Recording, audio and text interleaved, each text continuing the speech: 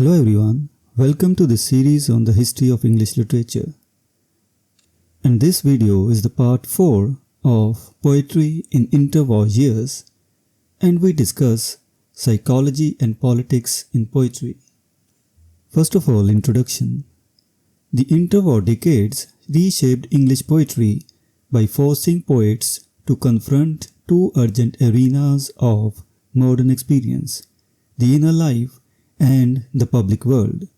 After World War I, cultural confidence collapsed and poetry began to register not only social fragmentation but also the hidden forces that shape human behavior. By the 1930s, as economic depression, class conflict, and the rise of fascism intensified, poets increasingly looked for explanations and solutions through psychology and politics.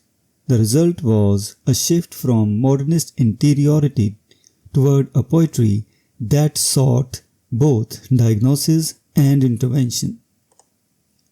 The 1920s, psychological inquiry and the turn inward. Already in 1920s, growing interest in psychological research encouraged poets to investigate hidden impulses, nervous anxieties, and the fragmented self. This inward movement can be seen in the early work of T.S. Eliot, where the poem often exposes the most private thoughts of a character in a seemingly casual or even inconsequential way. One key technique associated with this shift is the internal monologue, a method of representing a character's unspoken mental flow as a means of revealing the underside of modern consciousness: hesitation, shame, suppressed desire, and fear. This psychological turn did not mean poets ignored society. Rather, it suggested that social disintegration is mirrored by mental disintegration. The post-war subject was often depicted as disconnected from stable belief, trapped between impulse and restraint, and haunted by the pressure of modern urban life. The 1930s, Auden and the search for solutions in psychology and politics. In the 1930s, poets increasingly believed that poetry should do more than mourn cultural collapse. It should search for a framework of understanding and even practical response. The leading figure here was W.H. Auden, whose generation saw the crisis of their era in structural terms: unemployment, inequality, propaganda, and ideological conflict.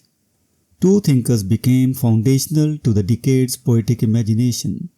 Karl Marx, 1818 to 1883, offered a critique of capitalist structure and class power, helping poets interpret modern suffering as systemic rather than merely personal. Sigmund Freud, 1856 to 1939, revealed the force of the subconscious, offering poets a language for desire, repression, guilt, and irrational behavior. Together, Marx and Freud helped poets connect inner conflict and social conflict, private wounds and public systems, left politics, proletarian sympathy, and the Spanish Civil War. Auden and other writers associated with his circle often adopted left-wing ideals, aligning themselves with the cause of the working masses. Their poetry attempted to study ordinary lives with sympathy and sometimes with striking realism, resisting the idea that poetry should remain detached from suffering. This political commitment sometimes became direct action. Several poets of the decade actively supported the Republican side in the Spanish Civil War, treating Spain as a symbolic battleground against fascism and moral indifference. Yet, political engagement carried risks. Proletarian sympathy occasionally slipped into cheap satire about contemporary England, and in weaker hands, political poetry degenerated into pamphleteering. writing that prioritizes message over art. At their best, however, the decade's poets tried to produce something serious, constructive, and ethically engaged, not merely agitational. Against poetry for the few, a new audience and a new diction. A major feature of the 1930s poetry was its challenge to elitism. Even while acknowledging Eliot and Hopkins as technical masters, the poets of the decade criticized the notion of poetry as an art for a small initiated group. They attempted to rebuild contact with a broader public by shifting style and tone, abandoning overly academic diction, adopting colloquial expression, using the idiom, vocabulary and rhythms of everyday speech, pursuing force, directness and communicative energy. This movement did not require abandoning craft. Rather, it sought to make craft serve urgency and clarity. The poets admired Yeats for precisely this balance. His relatively plain diction, rhythmic subtlety, thematic variety, and the constructive outlook underlying his work. Yeats became a model for how to remain artistically sophisticated while still public-facing. Freud's impact, sex, the subconsciousness, and the individual personality. The psychological dimension of 1930s poetry was not abstract theory. It altered themes and emphasis.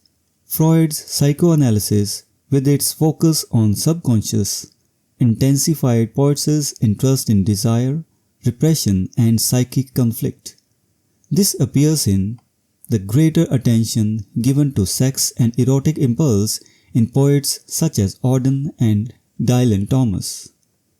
The highlighted interest in individual personality, visible in poets like Stephen Spender, who often examined the self in relation to social pressure, class realities, and moral responsibility.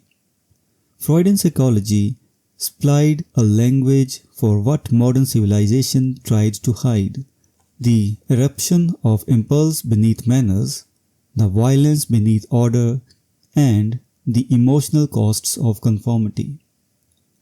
Platforms of the movement, new signatures and new verse.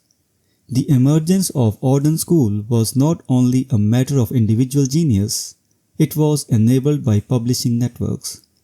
The movement gained early recognition through New Signatures 1932, an anthology published by Michael Roberts 1902-48, who supported the new poetry and helped shape its visibility.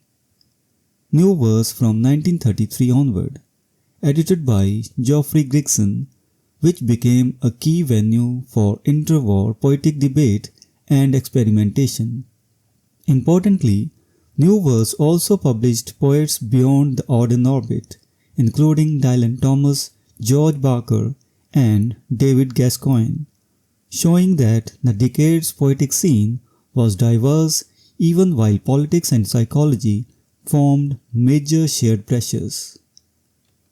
Conclusion: interwar poetry, especially in the 1930s, represents a decisive shift toward understanding the modern crisis through two powerful lenses, the psyche and the polis. From the internal monologues and private unease of early modernism to the Marx-Freud framework of the Auden generation, poets sought to confront modern suffering without retreating into aesthetic isolation. The decade's best work balances political seriousness with psychological depth, attempting not merely to describe collapse, but to imagine what might be positive, responsible, and humanly sustaining in broken world. So, this was the discussion of psychology and politics in poetry during interwar years. We will meet in the next video and discuss some other topic. Until then, goodbye and thank you.